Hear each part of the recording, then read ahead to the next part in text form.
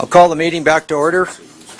Welcome back to the Standing Committee on National Security and Defence as we continue our look at threats to Canada, specifically terrorism. Joining us to discuss the issue of threats to Canada is Mr. TAREK FATAH. Welcome.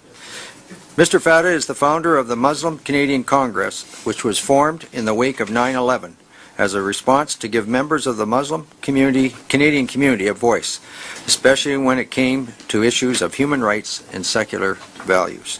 The Muslim Canadian Congress has been prominent in speaking out against the mixing of politics and religion and on issues of gender equality.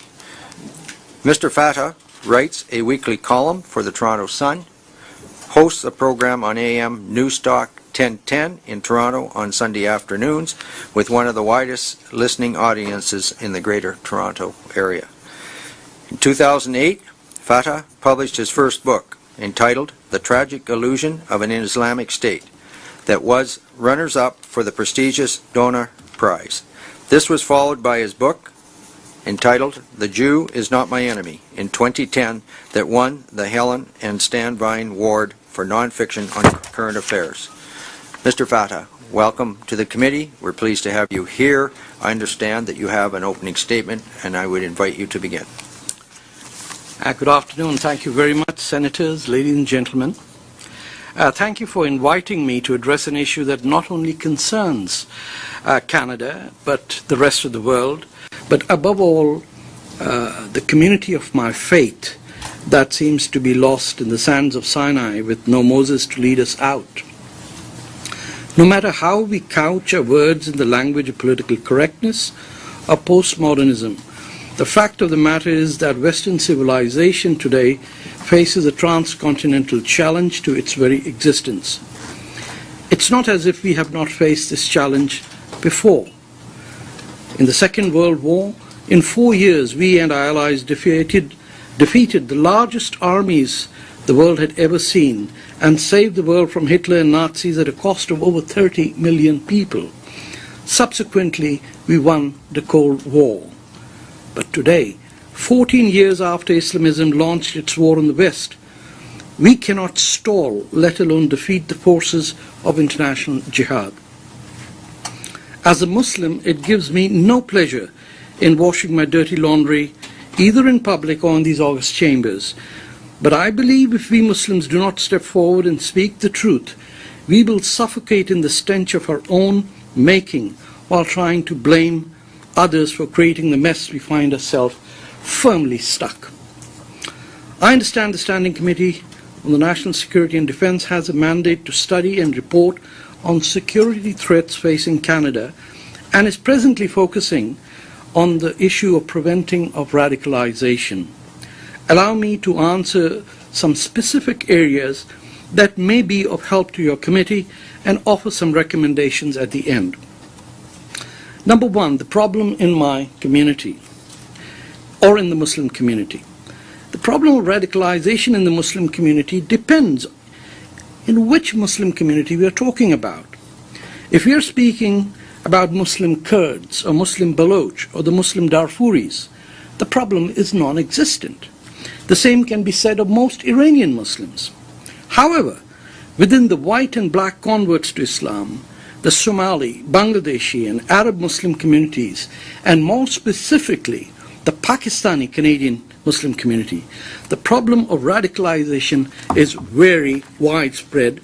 It's deeply entrenched, embedded, and that is framed in terms of an Islam versus the infidel scenario leading up to an end of time Armageddon. Number two, the support infrastructure for terrorism and radicalization. The support structure that exists for Islam-based terrorism or radicalization or Islamism, which is a starting point to the end path of someone being a jihadist, is multifaceted. At its base are the Islamist organizations and mosque-based groups who lay the seeds of radicalization, not necessarily in the recruitment of terrorists, but in the politicization of the sermons that whip up a sense of victimhood of Muslims while cultivating a hatred of non-Muslims and other groups such as gays and women who demand equality and who refuse to wear head wraps or be encased in burqas. To give you a specific example, which most of you would not know about, is that most mosques in Canada and around the world start their Friday congregation with a prayer that asks Allah to give victory to the Muslims over the kuffar or the infidels, that is people like you. The glorification and radicalization is endemic and ubiquitous in the sermons and teachings to very young adults, as can be verified from the incidents in the United Kingdom and even here in Canada. Every Islamic hero in the last 1400 years has been a jihadist who is celebrated for his, there are no her, his exploits in defeating Christians, Jews, Hindus or pagans.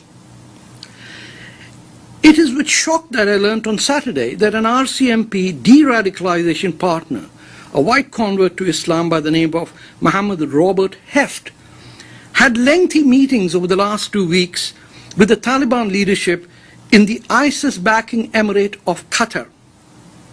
Mr. Heft has been negotiating a pact with the Taliban, and I am not sure if either your committee or RCMP or CSIS knows about it. But he did come back yesterday and attended an event in Mississauga, which was also, the keynote speaker was a federal minister, where he expounded his views. His view is that Canada's foreign policy is at the root cause of all jihadi terrorism.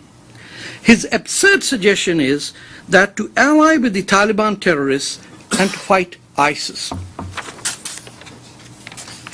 The question has been asked if the RCMP or CSIS have ever had any communications with that group. In my 25 years of fighting against Islamism and confronting jihadism within my Muslim community as an author of 2 books, as a radio host, as a weekly columnist, let me state emphatically, not a single time have I ever been approached by any outreach committee of the Toronto Police, the RCMP, CSIS, or any other security agency. They will simply not meet with any Muslim who looks like an integrated Muslim. I can only draw one conclusion, ladies and gentlemen. In the eyes of the RCMP, a Muslim is a Muslim only if he or she dresses up in medieval attire, encases his wife in a burqa, and speaks with a guttural accent. The Muslims who the Mounties certify as moderate Muslims, who we are told are fighting radicalization, are in fact Islamists who are pro-Sharia, have never ever once renounced the doctrine of armed jihad. These men and women are pulling the wool over RCMP eyes. As an example, one celebrity promoted by both CSIS and RCMP through both liberal and conservative governments is a Hamilton lawyer, a fine fellow by the name of Hussein Hamdani, who sits on the Canada's Cross-Cultural Roundtable on Security. His presence on CCR has been used to push the Islamist agenda rather than thwart the Islamists. Then there's the infamous Canadian Counter-Radicalization Handbook, United Against Terrorism, which was produced by 2 Muslim groups, ostensibly in collaboration with the RCMP, until they backed out later. The Mounties distanced themselves from this Canadian handbook, but it is instructive in who these Islamist groups in this booklet recommended as the most reliable of North America's counter-radicalization religious advisors. They include Ingrid Mattison, former president of ISNA, an organization which was an unindicted co-conspirator in the 2008 Texas terror trial. Ms. Mattison is a white convert to Islam, once proudly represented the Afghan Mujahideen government at the UN. We have Jamal Badawi. He sat on the board of another organization listed as an unindicted co-conspirator in the Texas terror trial. Siraj Wahaj, labeled as an unindicted co-conspirator in the 1993 WTC bombings. Ziad Shakir, who was outed for his radical ideology by a retired lieutenant commander in the US Navy, Dr. Zudi Jasser, the founder of the American Islamic Forum for Democracy. Now, the question is asked whether counter-radicalization programs work. Let me assure you, there is no such thing as de-radicalization. It is one of the biggest money-making ventures that were ever introduced after 9/11. Experience in Saudi Arabia shows that every one of the radicals released under the guarantee of the Saudi government from Gitmo turned back and are now fighting on the side of ISIS. Let me give you an example of what Islamism is. Islamism is like an agricultural enterprise. Tilling the soil is different from planting and sowing the seed. Irrigating the soil is not the same as spreading pesticides to keep the parasites away. And when it comes to harvesting the crop, the act is different than the sale of the crop. Dear Senators, some Islamists plant the seed while others harvest the crop of jihadists as recruiters. To suggest that those who plant the seed should eradicate the crop before the harvest is a fool's dream. The RCMP and other guilt-ridden mainstream politicians may munch on this marijuana, but as a Muslim, I am prohibited from any intake of such intoxicants. The specific recommendations to this committee, I'll list them for you.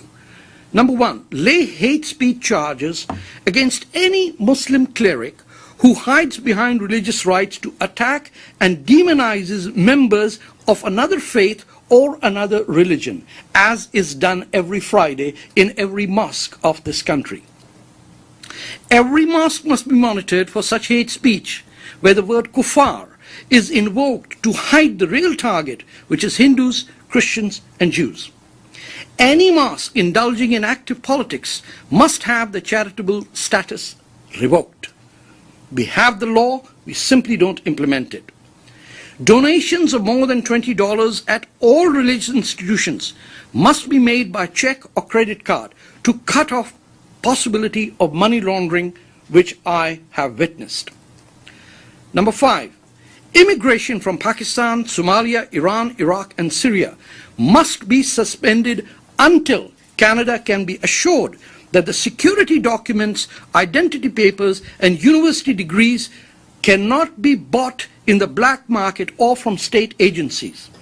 I am aware of how in Pakistan and Somalia and in Iran, someone named, for example, as TAREK FATAH could overnight become Abdul Khan or Behrouz Hamadan with documents and degrees to cheat the best of sleuths because the documents would be genuine, not forged.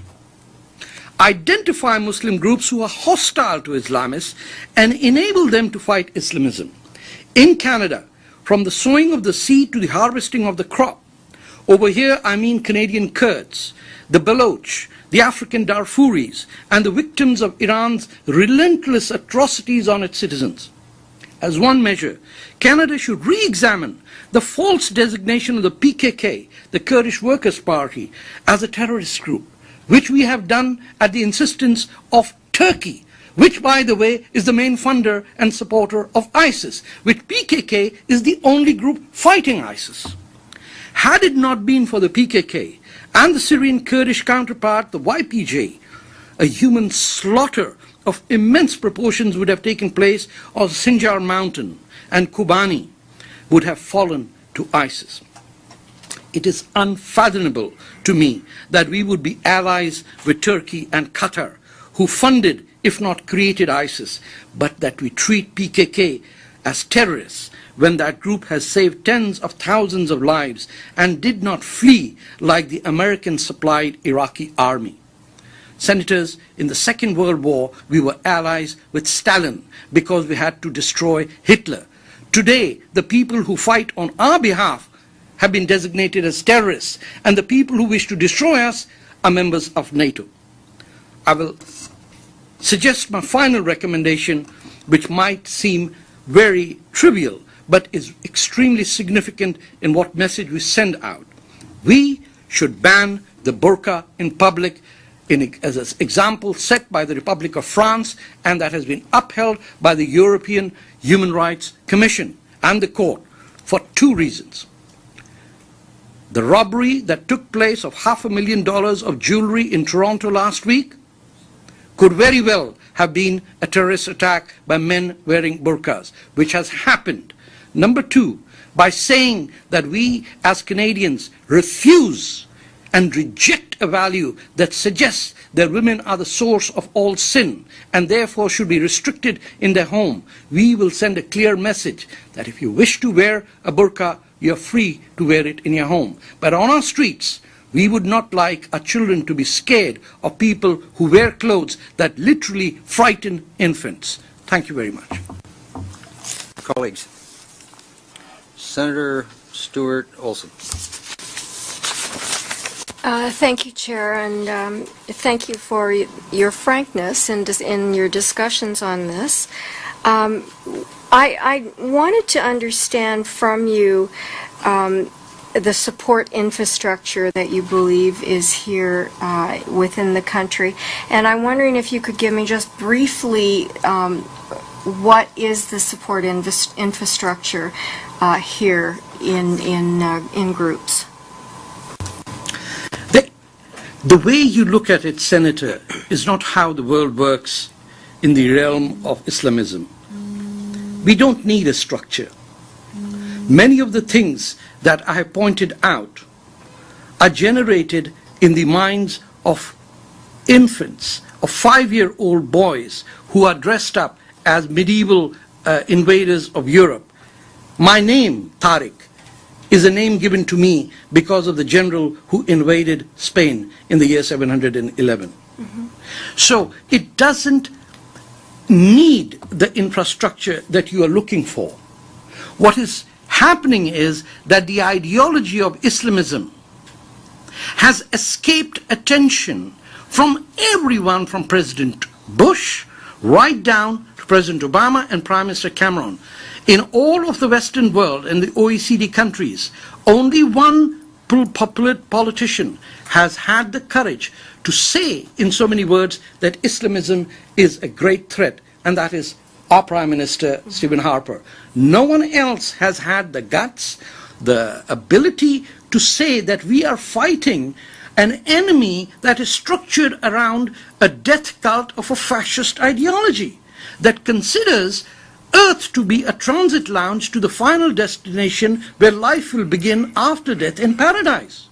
And to most people in the West, this seems like a joke. To every Muslim, that is a fact of life. Thank you. And I would just like you to repeat a part of your message, which is that it's not all Muslims. It is that I think that's very, very important in today's world. Let me clarify. Yeah. I have repeated that for 14 years. Not just me, you and every Western politician has been, in cricketing terms, batting with on the back foot. We have seen the results. We have dead Canadians on our hand, and we have Toronto 18, the Digi bomber, the VRL bombers, and we all come back to the defensive notion. Of course not all Germans were Nazis.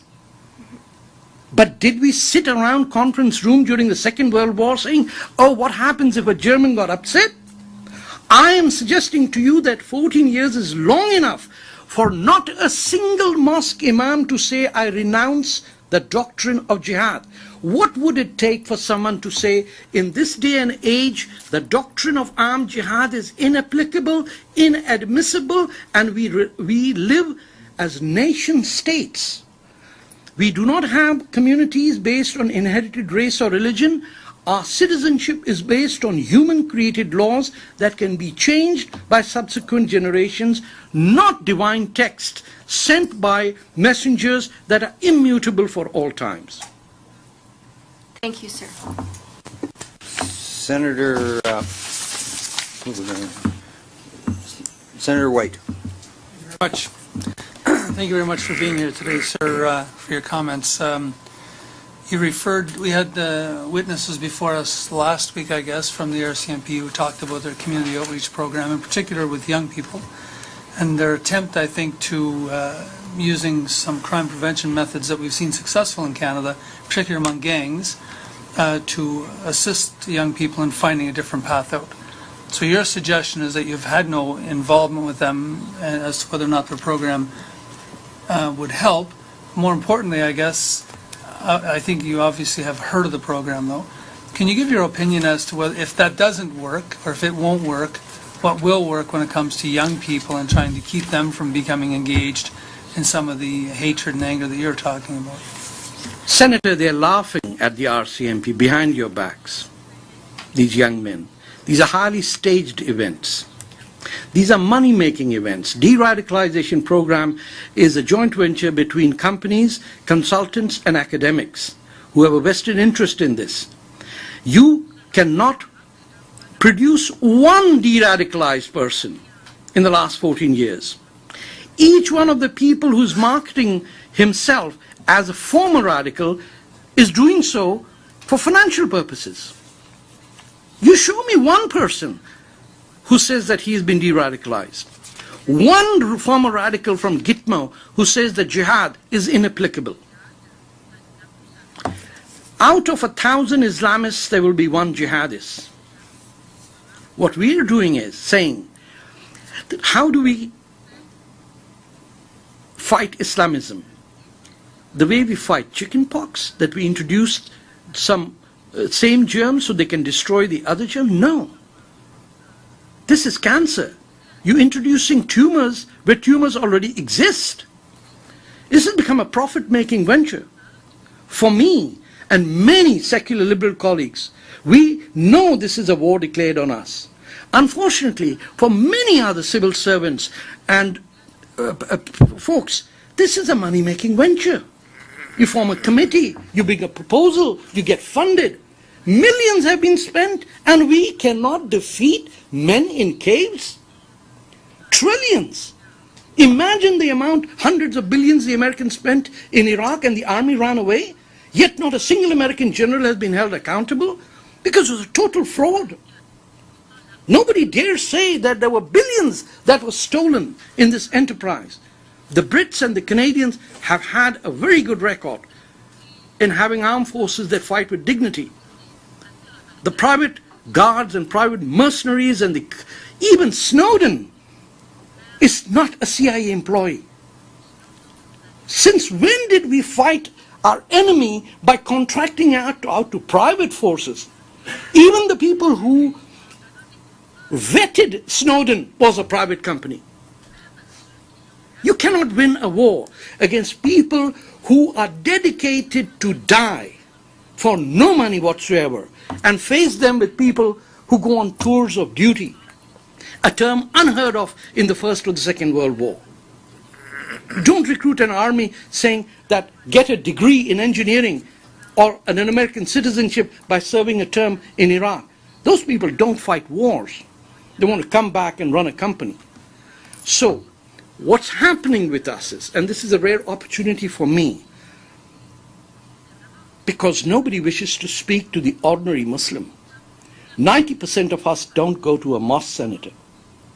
90% of us have no affiliation with any mosque. We are architects, we are cab drivers, we may even be pole dancers, but none of us dress up in that medieval costume that the RCMP and the CSIS have in a racist way imposed on us as our identity. Do you think after 25 years I need to dress like a Saudi to be believed by you that I'm an authentic Muslim? Would you, this is blackface in my face. I am not a joker, I'm a Muslim Canadian. I came here to escape those tyrants, and the RCMP and CSIS are feeding them. I have been to the CCR meetings and I met a member as senior as an assistant minister who was a Muslim, briefing us at the Friday prayers on what story to give to the RCMP officers. A con job of that if I was anyone in the government, I would charge that man for being a traitor to this country. to the place that gave our parents and us a place to be free. I can't speak in Canada, and you bringing the people who wanted to kill me and make them as RCMP advisors? We would have lost the Second World War if we had the same leadership in Canada and Britain as we have today in our intelligentsia. If I may, Mr. Chair, obviously you don't think the program works. That's pretty clear. I'm Thank you. asking you the question, then what will work? Because we are having people in this country who are, if not before, now finding themselves in a position of supporting something that involves killing Canadians. First thing is, we suspend immigration from Iran, Pakistan, Somalia. You cannot have, I can take you to Mississauga Road or the $1 million mansions of Pakistani generals of the ISI, which is not ISIS by the way, who live here amongst us. You want to know the foreign students over here?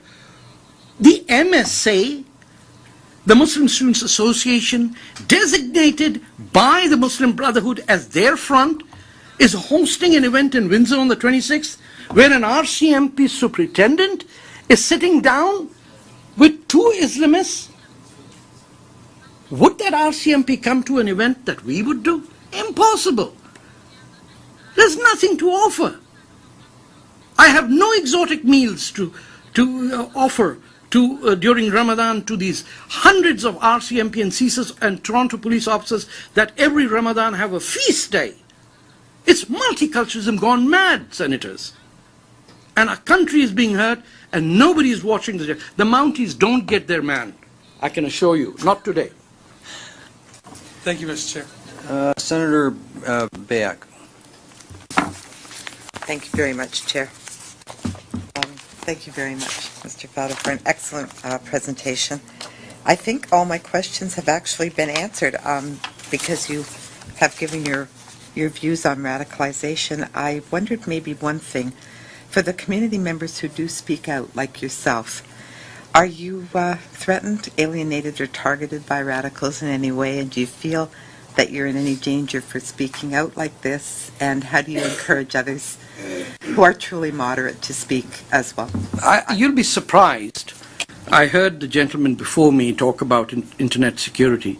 Do you know I am the person banned on Facebook? I'm seriously. I am a danger to Facebook. On a social network that hosts ISIS, prostitution gangs, drug gangs, it is me as a Sun columnist whose profile is banned. When I get a death threat, the police investigate me in Toronto, because who comes to investigate me? The head of Toronto Police Intelligence is one of my co-religionists.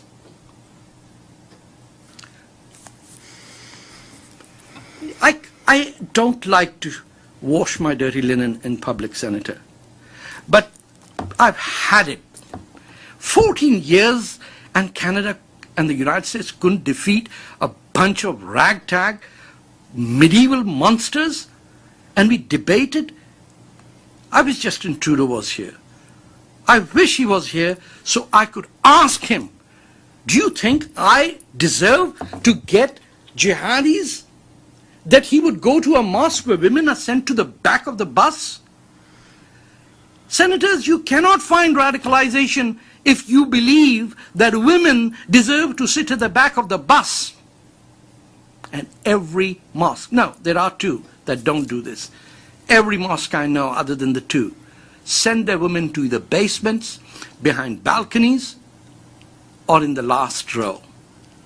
And the RCMP and the Liberal and Conservative and New Democrat politicians go there, look at that, and never once did they say, I'd like to see a sister in the front row.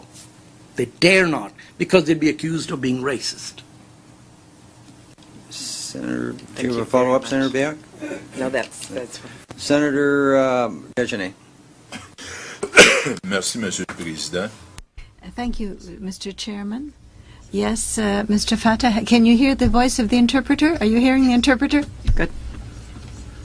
I have been listening closely to what you have said, and you talked about the RCMP, but I would like to because the RCMP exists here in Canada at the present time, but in your opinion, what would be the best strategy to make the best outreach strategy for the RCMP so that it could connect with the Muslim community? And in your opinion, what should this community outreach program look like in order to fight against terrorism?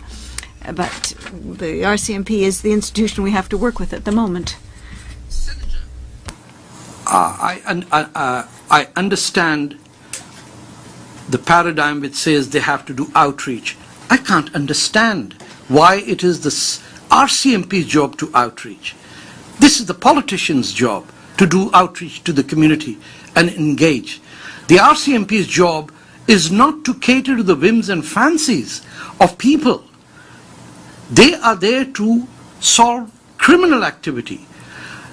In this house, I was hearing, some of us listened to the hearings live. I heard either CSIS or RCMP say they do not investigate mosques. And nobody said why. If RCMP has an agreement with the mosque that they will give a 24-hour notice before they enter the mosque, is this a victory of the RCMP? Or those who think that the Friday prayer should start with a prayer asking for the defeat of infidels and a victory of Muslims? We cannot expect our security agencies to do community outreach. They are neither trained nor they are responsible for that. Their job is crime prevention. This is not criminal activity. This is war. This is terror. If we can't call it war and terror and refer to it as criminal activity, we have already lost the war. Hitler didn't create a crime when he invaded Poland. He committed a crime when he killed the Jews. When he invaded Poland and Austria and Denmark and France, he committed war. We're living in a different age when states are not attacking us, but non-state actors are wanting to kill us. And they are recruiting from within us, not deprived, uneducated kids. But two Quebecois, who were sons of the soil, came from us and killed our own soldiers. Nobody has asked who converted them to Islam. Not a single person has asked a simple question. What was that contact point? Who is the individual? Not journalist, no politician, no liberal, no conservative, no New Democrat. Nobody dare ask this question, because that would be racist, wouldn't it? And if I had to solve a crime, my first point is, who recruited you into the mafia if it was criminal? Wouldn't that be the first question? This guy killed his own countrymen. And we don't want to know who made him do that?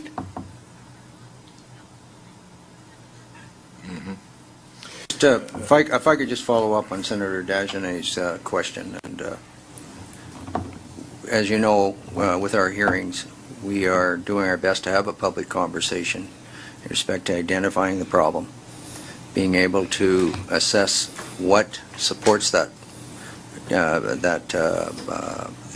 ideology that obviously is accompanying this type of activity, and thirdly, what can prevent it. And the question, I think, was put by Senator Dagenet to you is in respect to how can governments, the federal and maybe the provincial government, help and assist within those communities, in this case the Muslim community that you referred to, help those, the vast majority, in respect to being able to counteract this type of extremist ideology that's being perpetuated. You've just said that the RCMP is in a situation where some might say they obviously are working with the individuals involved within the community and can identify the community. At the end of the day, are responsible for enforcing the laws.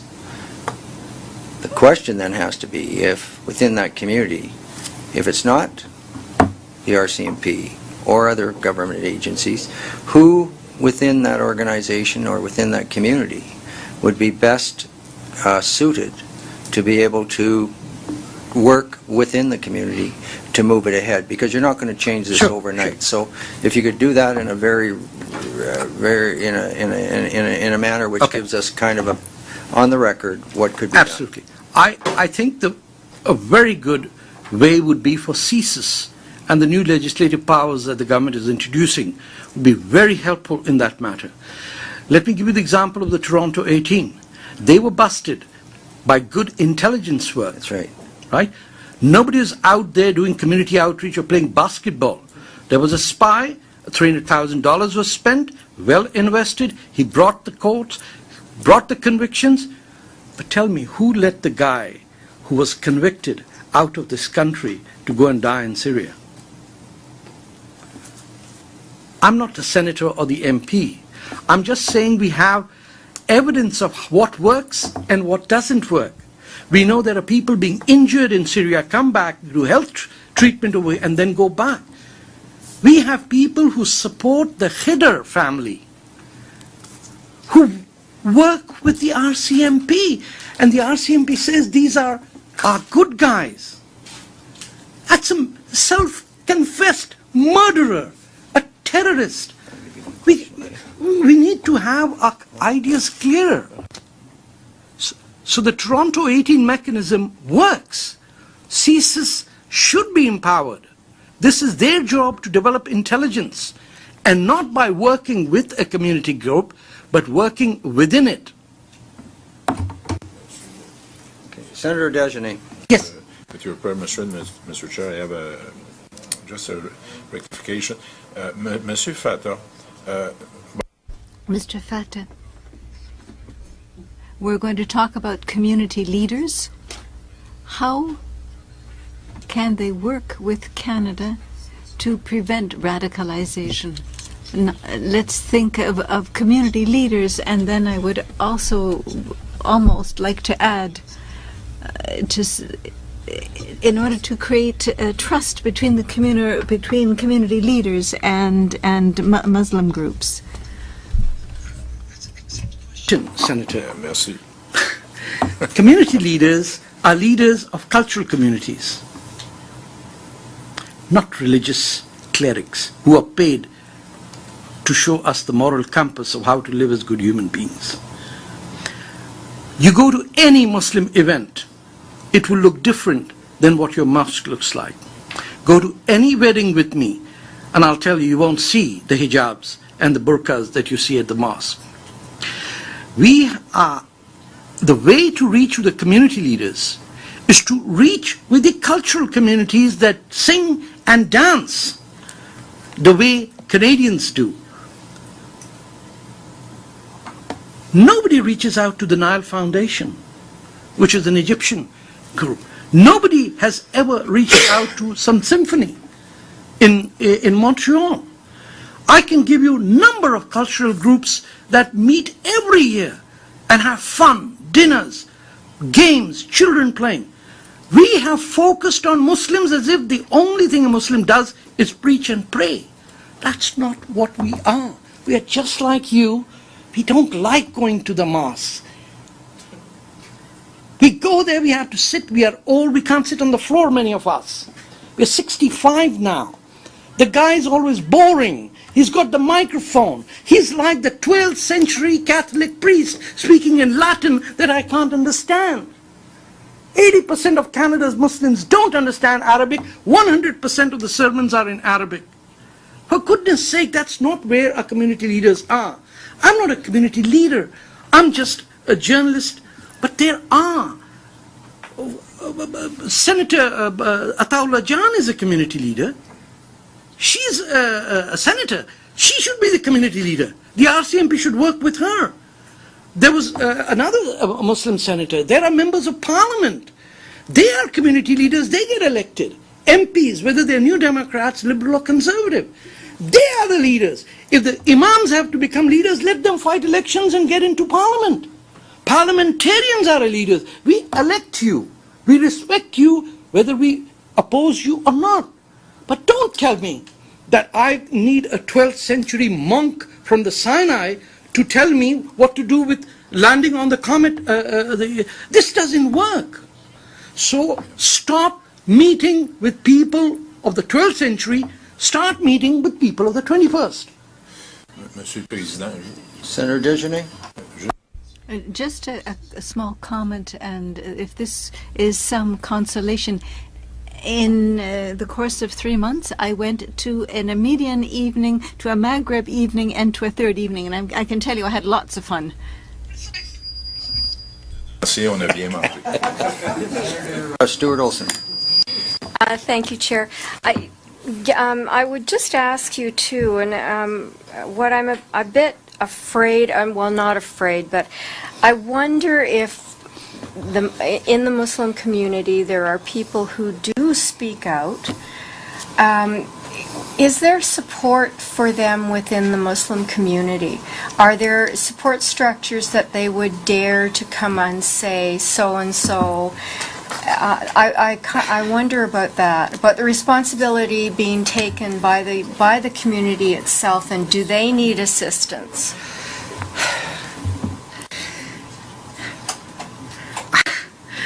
There are huge numbers of Muslims who within their homes are desperate to get rid of the image that we have.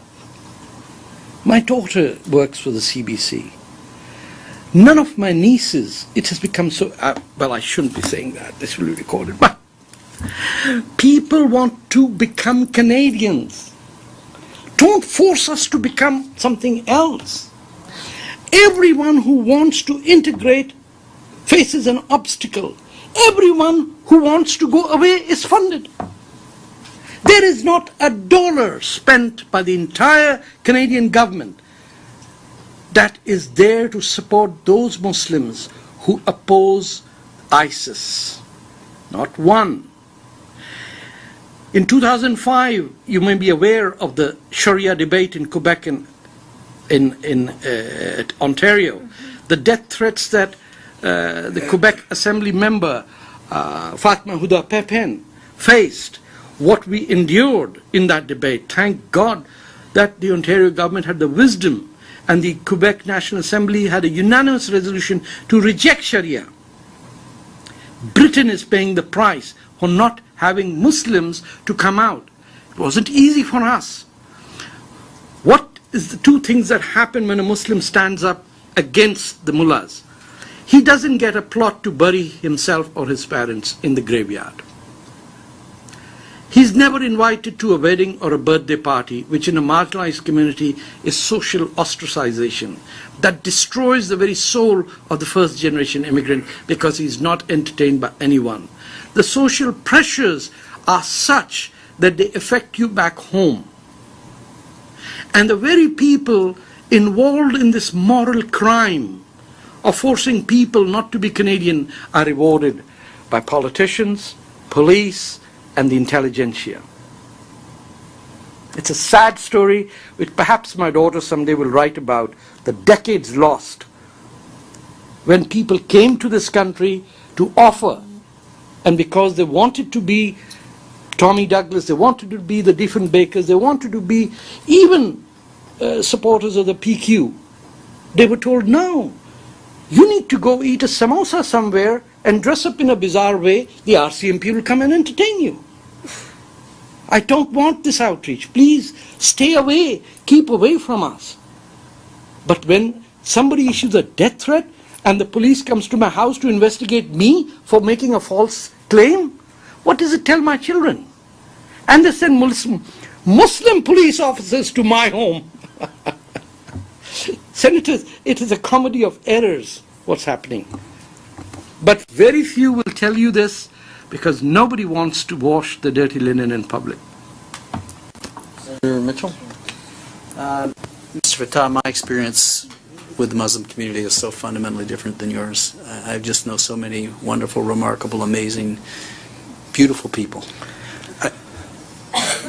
Don't say anything. Can I finish, please? I'm sorry? And don't say, I thought you were going to say, don't interrupt me. I'm not. Did I?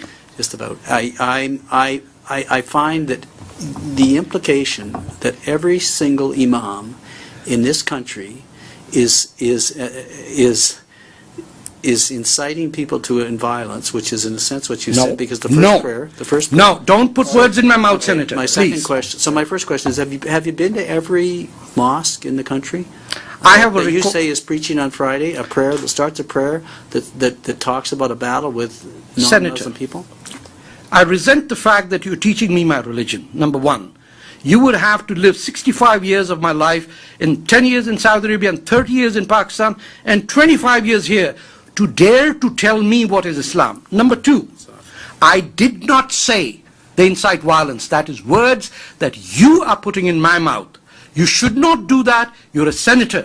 You should be the role model not to change my words. Number three, I suggested that every Friday prayer is preceded by a prayer asking for the defeat of the infidel at the hands of the Muslims. And I stand by it, sir. And that prayer is going on for 1400 years.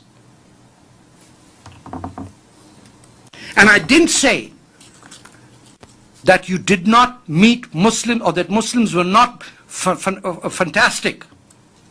I am a Muslim. And I am fantastic. And I am the role model for Muslims in this country. The people that you buy as a liberal senator in creating multiculturalism and sidetracking us away from the challenges that we face, I resent the fact that you implicated me as an Islamophobe, and that is exactly what politicians like you do to silence us. Colleagues, we're getting to the end of our time. I want to thank Mr. FATAH for coming before us and taking the time and the effort to be before us, put his opinion forward. We will be recessed till 3:30. Thank you.